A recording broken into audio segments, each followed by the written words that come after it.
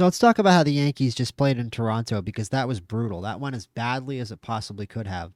23 runs in 2 games after I said that the Yankees need to shut down the Blue Jays offense and get out to a hot start. The exact opposite happened.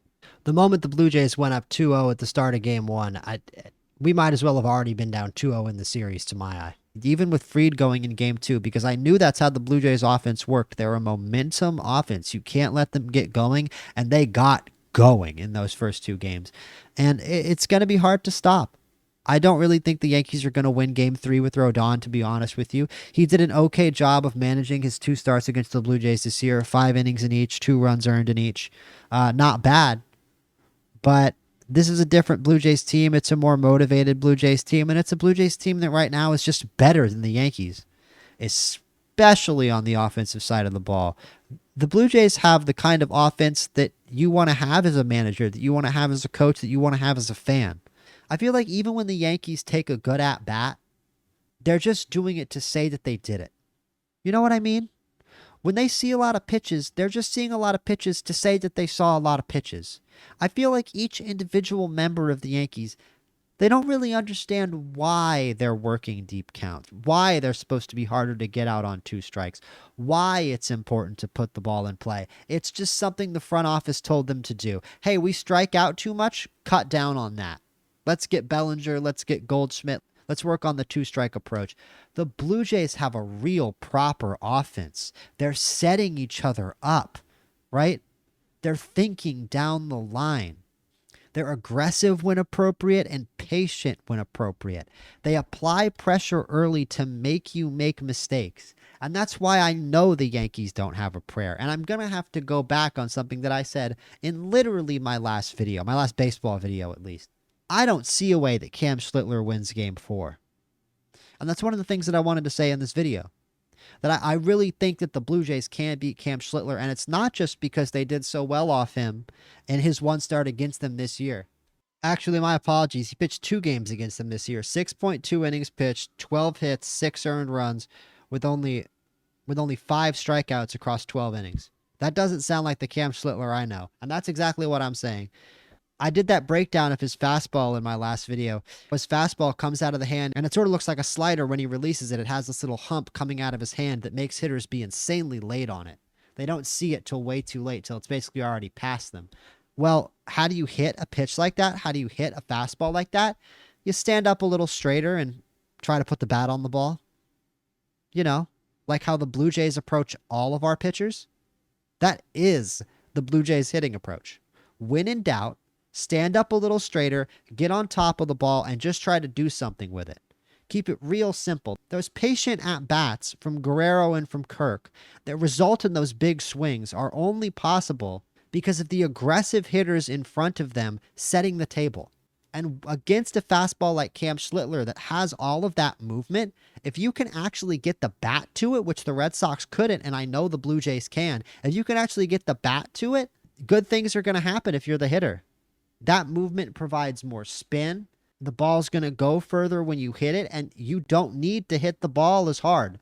Remember the Atlanta Braves a few years ago when they won the World Series talking about barrels are overrated? That is exactly Toronto's philosophy. Barrels are cool. Barrels are especially cool when you need a big 3-run home run, but barrels don't matter all the time. And against the pitching staff with a ton of velocity and a ton of moving velocity like the Yankees, putting the bat on the ball is your best option.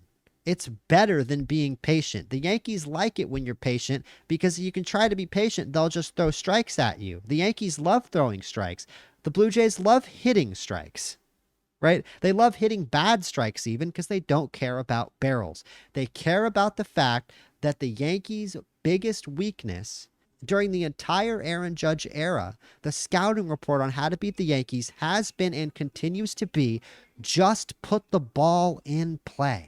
We gave $162 million to Carlos Rodon, $218 million to Max Fried, and $324 million to Garrett Cole to try to add more swing and miss to our pitching rotation just to fix that problem. To fix the fact that they don't play the field well. It is ridiculous. That's the only word I can use to describe it. It's ridiculous. You put all this effort, you trade for Ryan McMahon, who I said and I will continue to say can't hit a lick.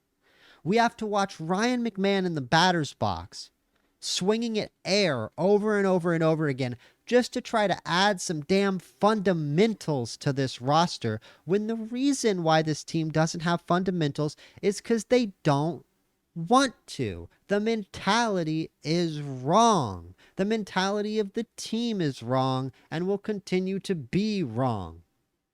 This team is a group of individuals far more than it is a collective, and that's what you get when you pay for all this talent in free agency, and when such a high percentage of your roster is composed out of superstars and people that weren't developed from your own farm system. I know that Aaron Judge was, but he's such a big superstar that it feels like it hardly matters.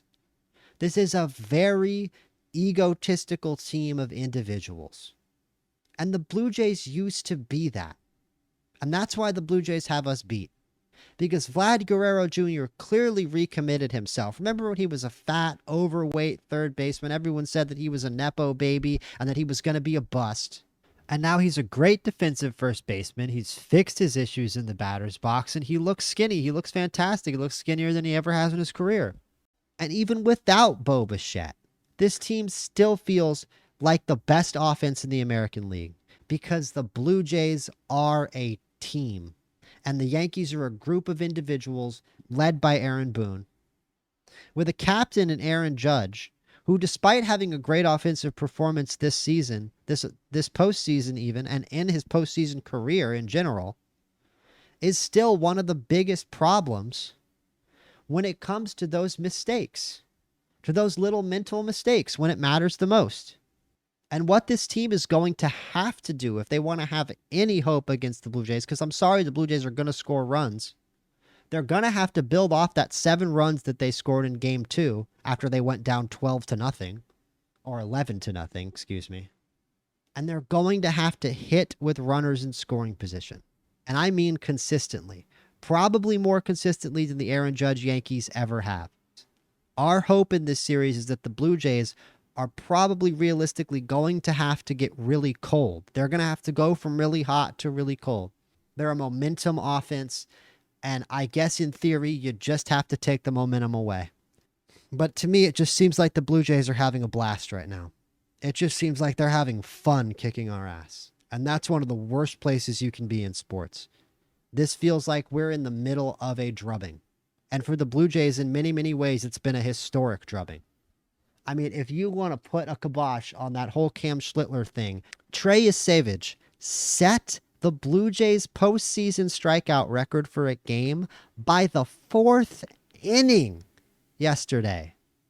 This is a one-sided beatdown right now. Forget about the 7 runs. Score 7 runs in the next game. Score 7 runs at home. You got to now. You just scored 7 runs on the road in Toronto. Pretty tough environment. All right, go score 10 on the Blue Jays. Go score 10 on Shane Bieber. It's an elimination game. The Yankees need to be hitterish. The Yankees need to go out and be hitterish, and they need to go out and play like a unit. Do it for your teammates. Do it for each other. Don't walk to say you walked. Don't work a deep count just to say that you worked the pitcher. Do it so the guy after you has an easier at bat, a better matchup, and a pitcher who's under pressure. Aren't you tired of seeing our pitchers under pressure? How about you take some weight off the pitchers and put the other team's damn pitchers under pressure? Like and subscribe. Let's go win 3 in a row, huh?